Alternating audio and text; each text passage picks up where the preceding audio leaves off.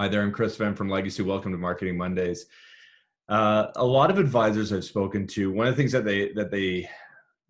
they didn't know that they bring a lot of value to clients is in the way that they can solve problems for those clients. And solving problems is critical, right? It's a key piece of business. But here's something I want you to think about: is that if you think so, a good technician is a good problem solver. So a person who can solve problems, that's a good technician. But if you look at a good business leader, somebody who runs a good business, solving problems is not their game. It's not. It's part of the game for sure. But the real key thing is that it's not just about the problem that you're solving, but what is something new that you're creating. Think about it this way: is that if you have a business problem or a client has a problem, then instead of looking to just solve the problem, which you need to look at, okay, but instead of just looking to solve the problem, look at what can you create that makes that problem irrelevant, that transcends the problem.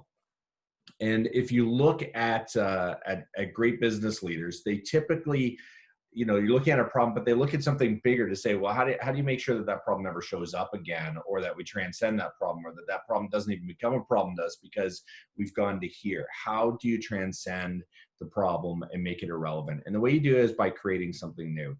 And that something new might be a tool, it might be a process, it might be a new way to do business, it might be a different product or service offering, but you create something new.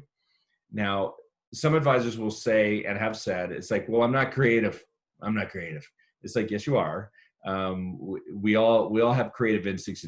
Are you a creative designer? Probably not, and that's okay. You're not in that business.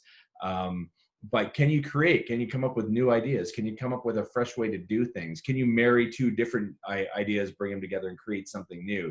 Can you create a variant on how other people are doing things? It's like you can definitely create.